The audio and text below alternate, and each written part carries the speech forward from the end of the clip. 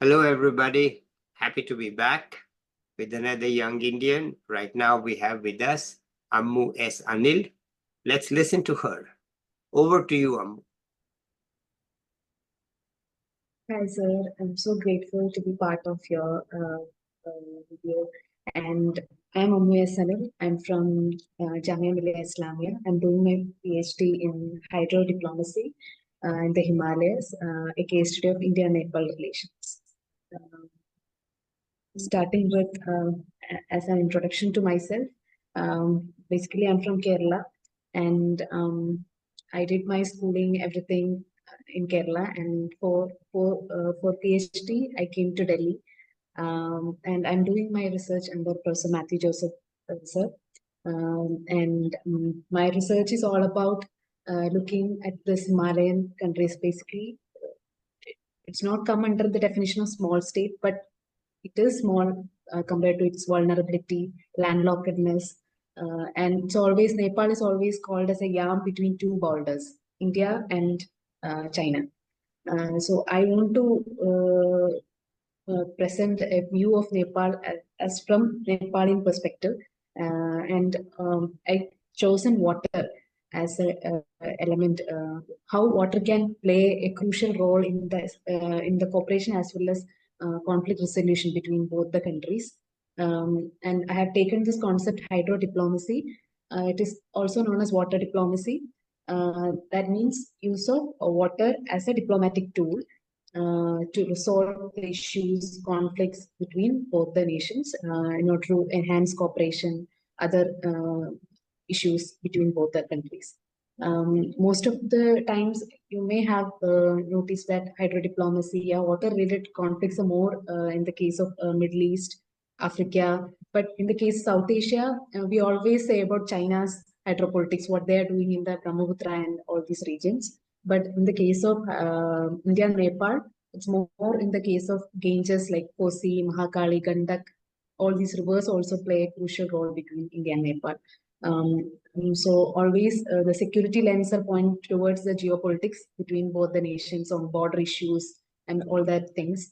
So water can also be an element for cooperation as well as for conflict.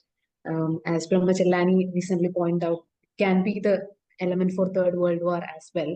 But as my research, and I'm about to cross my third year, and there is no such war happened exclusively on water.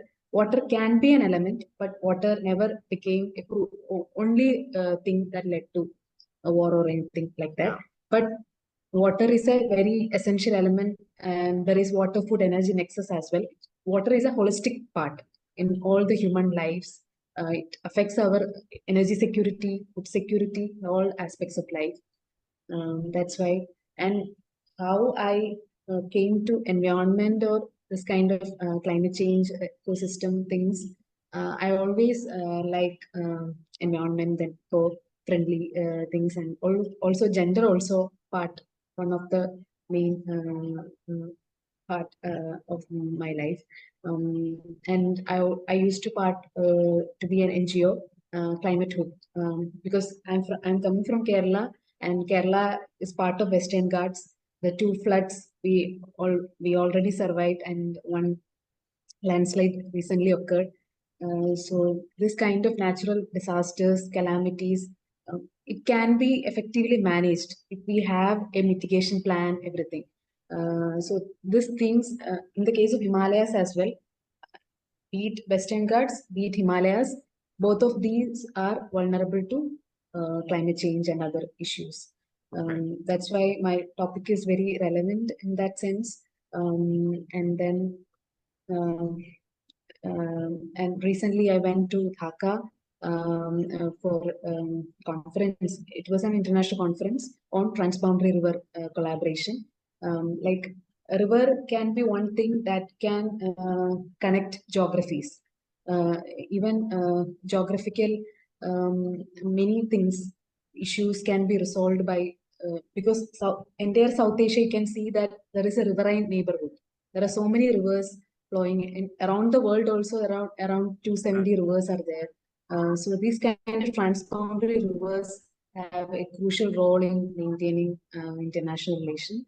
And I also saw one of your videos with Ashwini Dravid Yes, ma'am, yes. and you were saying she used to be my super senior in Kerala University. Uh-huh. I used to listen to her, and in that you said a very important thing, that being a Desi, like you invite different people, being an Indian, Nepal, Pakistan, Bhutan, that South Asia, that idea of South Asia categorizes us into different silos.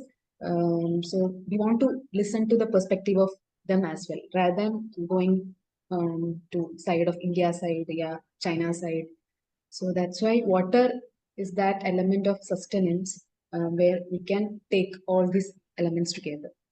Yes, I'm glad you saw that video because I do believe it, and I'm glad that you are doing this study in Nepal because the water is, of course, you didn't mention Pakistan, but we do have rivers that flow between India and Pakistan also, and there's likely to be some trouble about those sharing of that water. Okay, that's that.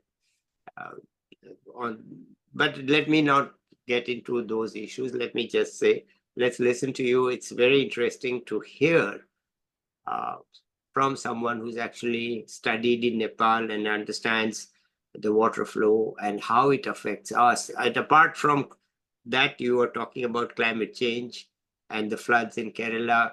That's also a very important issue, the floods in 2018 in Kerala and how their response was there. And the problem of future flooding, that's quite important.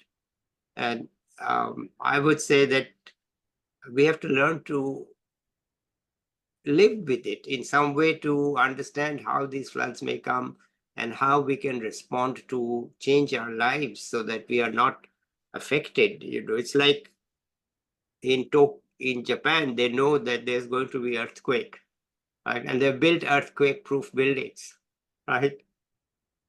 They can't stop the So earthquakes, uh, but so they're what already prepared. they're prepared, right? They don't, let's say, yeah, earthquake, oh, sure, okay, my building will not fall down. So we need to also say, yeah, the flood will come. How will we respond? What will we do? Okay, so let me stop talking. Please go ahead. Yeah. As sir rightly mentioned about Pakistan, in the case of India-Pakistan also there is Indus Treaty. It is always considered as a model treaty when it comes to hydrodiplomacy. And coming to this Bangladesh also, we have this Ganges water treaty, Yes, and it's now in the renewal stage, and yes, this recent crisis going on, and that is seen as a major setback to this treaty. In that conference itself, they were planning to do more discussions on Tista waters and all, but yeah, the current situations doesn't allow to yeah, that kind of. true. So when we remove this kind of barriers, like of this kind of geopolitical interest, only we can talk more about water and all other issues related to it. So that's And also there. uh, as I remember, there was a big difference between the chief minister of West Bengal and the prime minister on this issue, right? She didn't want to be part of that discussion. So it Mm, actually shows the importance even within India of the diplomacy that the affected West Bengal is, of course, the affected state. They cannot make international agreements. Obviously, only yes. the union government can. But when Mr. Modi wanted to go to Bangladesh or was going to Bangladesh, Mamata Banerjee refused to be part of it. She says no. So it is an important issue politically, even within India. So let me stop talking. Please go ahead. That's true. That domestic politics also play a crucial role in case of making international agreements. Mhm. Um, Coming to back to hydrodiplomacy, as the major theory, we can say that in IR, so many theories are there, security related. In that, Ashwini ma'am was talking about human security. We always see from that traditional lens. Security is defined as realist sense, liberalist sense, but there is other part of security like critical security. What about the communities living across those rivers, and how it, as Sir rightly pointed out, how the response come from the people near to living nearby, how those impact their livelihoods. So all these things also should be studied. That's why hydrodiplomacy comes under that wider umbrella. And I'm so glad that I'm able to, and I'm planning to visit Nepal next year. All these areas, as well as right now I'm also part of this nice Nepal. It is a very good think tank working in Nepal, especially based in Kathmandu. They work on all these kind of non-traditional security issues in South Asia aspect. Okay, Then continue, was, please. Then I want to talk about especially Himalayas. Like when we say, and that's kind of an interesting thing. I'm coming from in southern part of India, and how I started thinking about Nepal and this kind of Himalayas, that never was in my dream or anything. And even academics, I never thought to come to this as well. Civil service was there when I was choosing humanities for my 11th and 12th. And then I came to my bachelor's, that also in Kerala, for economics. And then I shifted to political science and then came to IR. So that was the trajectory. But I always feel that choosing political science, why that really changed my life as such. Because due to my teachers, professors, all these people, what they taught us about equity, about justice, equality, then gender, feminism. So all these things played a major role in shaping the person I am. And also, while doing research, also we need to contribute something to society, as well as then only you have something. So, ma'am, in that video, ma'am was rightly point out about this media literature, then academic, and then policy. All these three are in silos, and so that's why hydrodiplomacy can be one aspect where you can bridge all these three, because media is always sensitizing issues. If there is India-China border issue, they will show it up in a very as a big deal. But when this kind of water negotiation and all these things comes under the law politics, not as part of high politics. So such kind of variations also there. Then coming to policy think tanks, also many think tanks are there. But coming to academia and this policy making, there is a gap is there in, and I like to bridge these gaps as well. And another thing is being part of this. I never thought to talk with you like this, and it's like you invited us to be part of this. I like to mention that it's not like we approached him and we want to do this, and that kind of encouragement, support to bring out true research, like being part of this academic community is like a huge thing, and I'm so grateful to you for that as well. And what I wish to tell all the audience, or the future budding researchers, is that in my case, I come from very humble background, like from a very in a small village in Thiruvananthapuram, same as of her, like yeah, not in city, it was a pure village. And being a day scholar, I never stayed in a hostel or anything. I used to go to school, then to college, everything as a day scholar only. And I had strict parents and everything was there. But still, I used to have that ambition, like you need to do something. You need to cross all those limitations you have. I don't have any academic person, or like from a government, that kind of background. I don't have anything. And but the thing is, if I am here, you can also be there. if you have that real passion for research, it's not like you need to bring civil service or any kind of bureaucratic thing in order to pursue social science or any subject as matter. Because in the current scenario, the importance of social science is getting very much important, because scientific temper is also needed. But if you don't know the constitutional values, the political stuff that makes our government moving, then there is no point out of that. And I know sir is sitting in US, and US is also a point where many people aspire to go over there, because it is known as the world's largest democracy in the world, and that's there.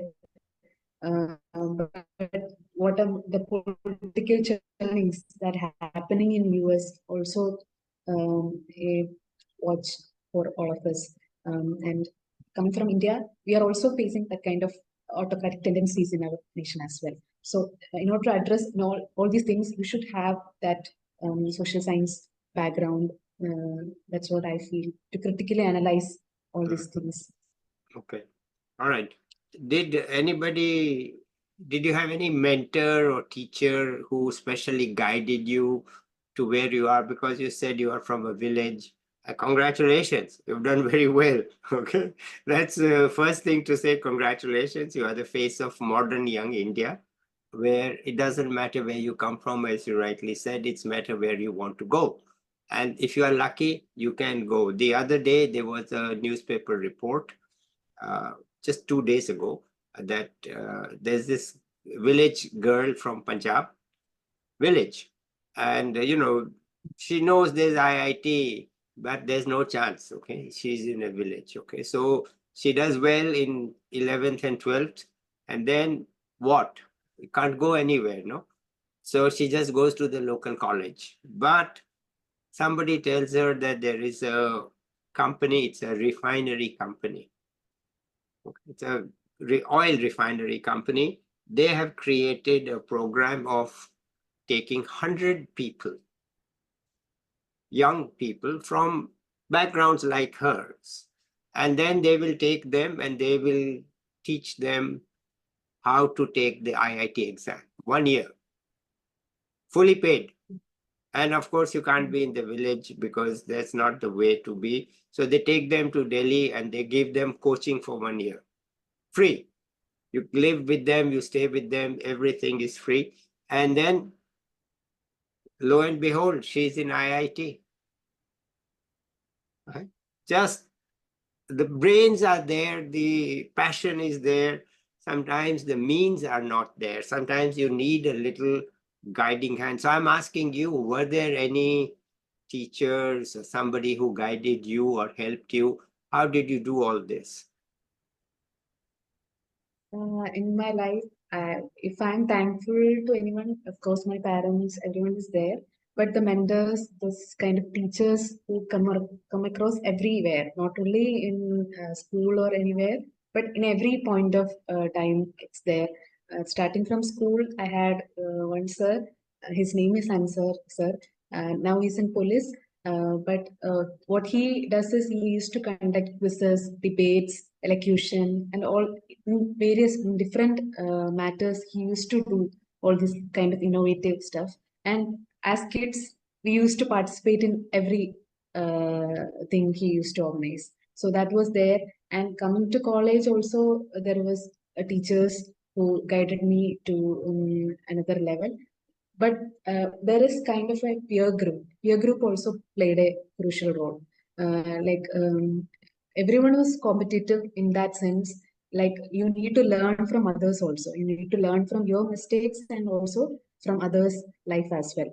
So that was also there. But a major turning point was masters. Like I did my masters in Kerala University, and I came to political science. So the teachers over there, be it Joseph sir, Shai sir, Anumis, all these people, they also had this humble background. But Anumis used to say about JNU and about Central University, her life what she led during her master's PhD times in Delhi. So all those things was the main motivation behind to apply in Central University, be it IIT or be it anywhere, because I had JRF. So that fellowship was also a big booster to come out from that. Financial independence also important. Yes. Because I need to argue with my parents that I'm going there, so I can manage myself. So that thing was also there. And coming to Matthew sir, so currently he is my guiding light, like as a professor, as a mentor, and then anytime he is available. Like in PhD life, I feel role of supervisor is very significant. Like it can mold as well as it can be worst as well. But sir is amazing, and we both are Mallu. But other than that, in professional things, he's like he always say that yeah, you come from this, I know, but we need to aim higher, and you don't push like that forcefully. But I always want to make his head high. Like whatever I do, I did many conferences and I'm doing papers also. And last when I went to Dhaka, I told him like I'm going, and he said, "Go, no issues, go and come back." Because when you visit these places, only you will understand like what is the perspective of Bangladesh. Sitting in India won't give you the real issues that faced by Right. yeah. And that really triggered me like you need to go there and see the real what happening things on ground. Yeah. And then only the research becomes fruitful. Yeah, I agree fully. So that is there. You need to go there and you need to sit and listen. You just can't talk all the time. You need to listen. Okay, Yes. good. All right. Anything else you want to add here?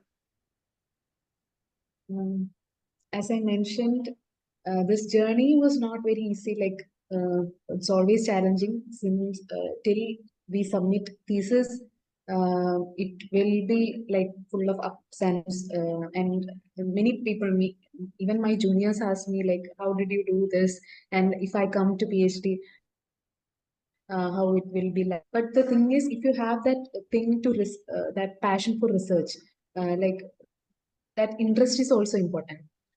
Choosing that area, I chose South Asia. It's not like South Asia, but the core interest was environment, like to contribute towards that. So you should have something in your mind, like you, and stick to that. Then only we can survive 3 years, 4 years, 5 years, be whatever years you will take, but you will bring very good output to the table, and you will be so proud to yourself that okay, I have done some constructive work and I gave to the society. Okay. So that thing is also important. Wonderful. Okay. Anything else you want to tell us? The thing is, I already said thank you to you by Okay. giving this wonderful platform, and to there are so many already. You may have done many interviews with many people, and many people are about to come. And the thing is, to have such platform is like you're taking people from different backgrounds, Yes. and that's the one thing I have noticed. And be it without any gender, caste, yeah, background, any differentiation, nothing is there, Yeah. Yeah. and even disciplines, Yeah. many from economics, from Yeah. science. Yeah. So such kind of interdisciplinary and transdisciplinary, and even not only from academics, be it from NGO, civil society, powerful. There are so many civil society organizations also there, so that those people are also coming. Yeah. So I'm so glad and so happy to be part of your. All right. Thank you, Ammu. This is great to hear all this. I think we can end it here today. And unless you want to add some last words. The thing is, as I said, always learn something new and also unlearn if you think that was a mistake, then admit it and then correct it and then improve yourself. As Ashini rightly said, upskill yourself and then move forward. Don't break down at any point of time. There will be challenges, but you have to face all those things. If you have that support system, always stick to that support system and cut that negative All right. people who pulls you down. Then Okay. go ahead. Yes. All right. Okay. Thank you so much, Ammu. It's always a pleasure to listen to young people, and an extra pleasure to listen to a young woman who says, I came from a humble background, never in a hostel, and now traveling to Dhaka, Kathmandu. I mean, it is an achievement. It is an achievement. And you should, not only you, but your parents and your family should be very proud that, look, this is something that is not happening all the time, but you have done it. So I'm very proud of you and very much like to thank you for being here and telling us about what I think most people don't understand and they neglect, that is our neighbors. All the time I read, oh, these Bangladeshis, we need to teach them a lesson. Oh, these people from Maldives, they are misbehaving, we need to teach them a lesson. Oh, these Nepalis, they don't understand. The thing is, you don't understand. You don't understand. Look, they are human beings, they are people, and you need to understand. You really need to understand, because if you are going to be a leader in the region in the next 20 or 25 years, you cannot be a leader who says, hey, you guys, you behave. That's not a leader. I'm sorry, that's a bully. You know, Yeah. that's a bully. That's not a leader. A leader is a person who understands what's happening there, who may not agree with whatever is happening, but at least you understand. Okay. And you stop calling them as ungrateful or bullies or whatever. You know, those are not diplomatic things. You mentioned diplomacy, but diplomacy means being diplomatic. And unfortunately, what I read all the time is like what's happening in Bangladesh now. Oh, those Bangladeshis, wow, we made them a free country, and this is how this is behaving. Well, okay, but do you really know what's happening there? Do you have any feel for it? Do you have any understanding? Then they say, no, we are just sitting here and, you know, what is all this? So I think it's very important what you are doing, and I thank you for it. Okay, let's end it here for the time being. I'll be back with another young person or an expert soon. Bye, everybody.